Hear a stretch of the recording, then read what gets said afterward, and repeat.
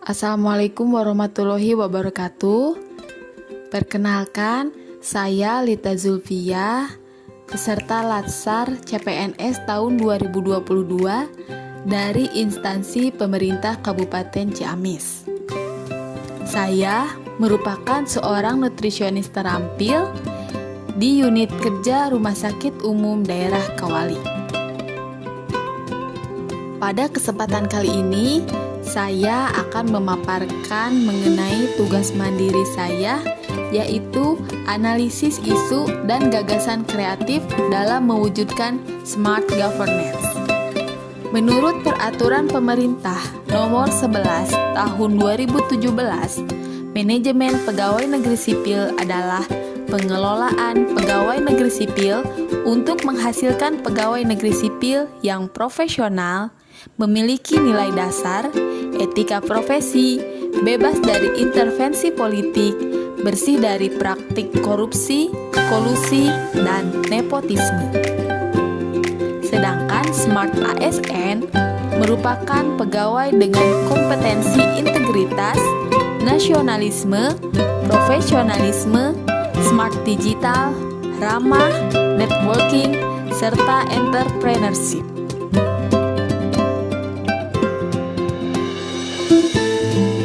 Setelah melakukan observasi di lingkungan kerja Rumah Sakit Umum Daerah Kawali, saya menemukan beberapa isu yang bisa saya angkat untuk dianalisis.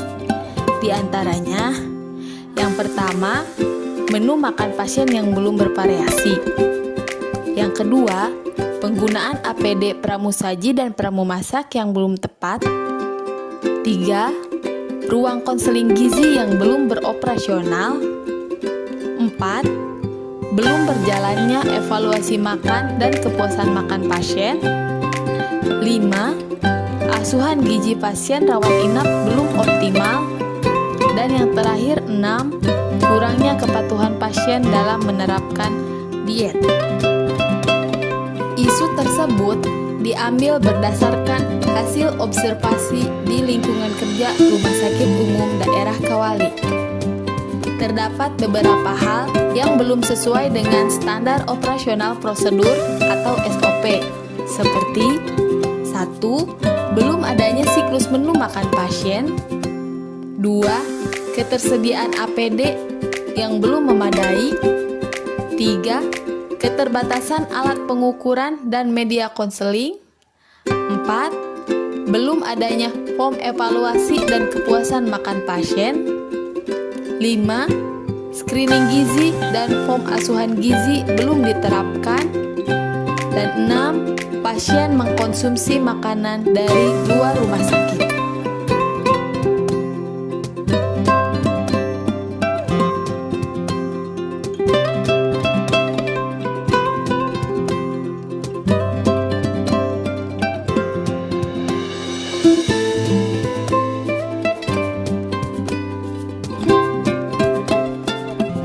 Dampak yang akan terjadi jika isu-isu tersebut tidak diselesaikan adalah kurang optimalnya pelayanan gizi pasien rawat inap, sehingga dapat menyebabkan menurunnya kepercayaan masyarakat terhadap pelayanan di RSUD Kawali. Hal itu tidak sejalan dengan visi RSUD Kawali, yaitu RSUD Kawali menjadi rumah sakit kepercayaan masyarakat.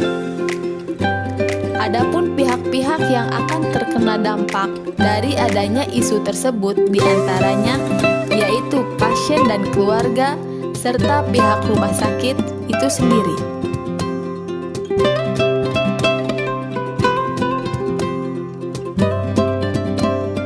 Dari keenam isu di atas, untuk menentukan mana isu yang harus segera diselesaikan, saya menganalisis isu-isu tersebut dengan menggunakan analisis USG, yaitu urgensi, seriously, dan juga growth. Untuk yang pertama, yaitu isu menu makan pasien yang belum bervariasi. Untuk yang kedua, penggunaan APD pramusaji dan pramumasak belum tepat. 3. konseling gizi yang belum beroperasional. 4. Belum berjalannya evaluasi makan dan kepuasan makan pasien. 5. Asuhan gizi pasien rawat inap belum optimal. 6.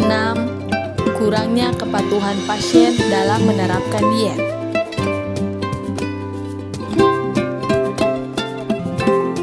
Berdasarkan analisis USG, dari analisis USG tersebut didapat nilai yang paling tinggi, yaitu isu nomor 5, asuhan gizi pasien rawat inap yang belum optimal. Asuhan gizi pasien rawat inap merupakan serangkaian kegiatan yang akan menentukan diagnosa gizi pada pasien tersebut. Jika asuhan gizi di rumah sakit belum berjalan, maka penanganan pasien di rumah sakit tersebut belum bisa optimal. Hal ini bisa berakibat pada menurunnya kepuasan dan kepercayaan masyarakat pada rumah sakit. Maka dari itu, berdasarkan hasil analisis di atas, isu yang harus segera diselesaikan yaitu mengenai asuhan gizi pasien rawat inap yang belum optimal.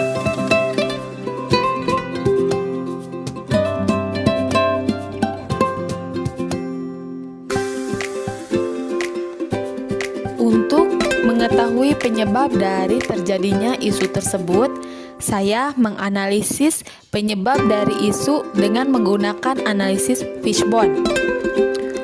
Analisis Fishbone terdapat 6 kategori. Yang pertama yaitu measurement.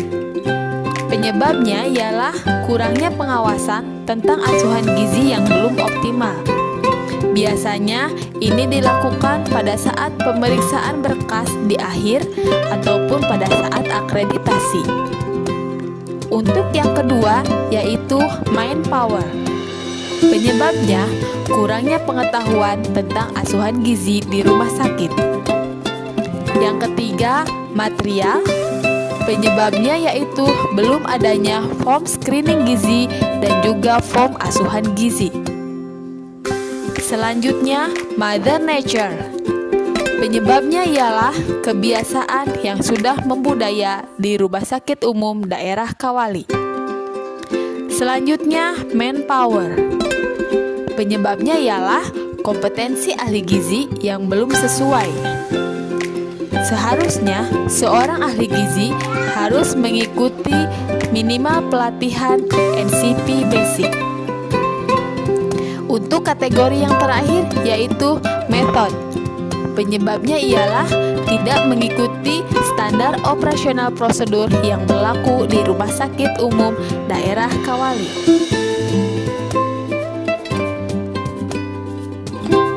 Setelah dilakukan analisis isu tersebut, muncul beberapa gagasan kreatif yang bisa diusulkan agar isu tersebut bisa segera diselesaikan. Adapun gagasan-gagasan tersebut diantaranya 1. Mempelajari dan menerapkan standar operasional prosedur yang berlaku di Rumah Sakit Umum Daerah Kawali. 2. Membuat lembar screening gizi dan asuhan gizi. 3. Melakukan langkah-langkah asuhan gizi. 4. Secara berkala mengikuti pelatihan NCP gizi.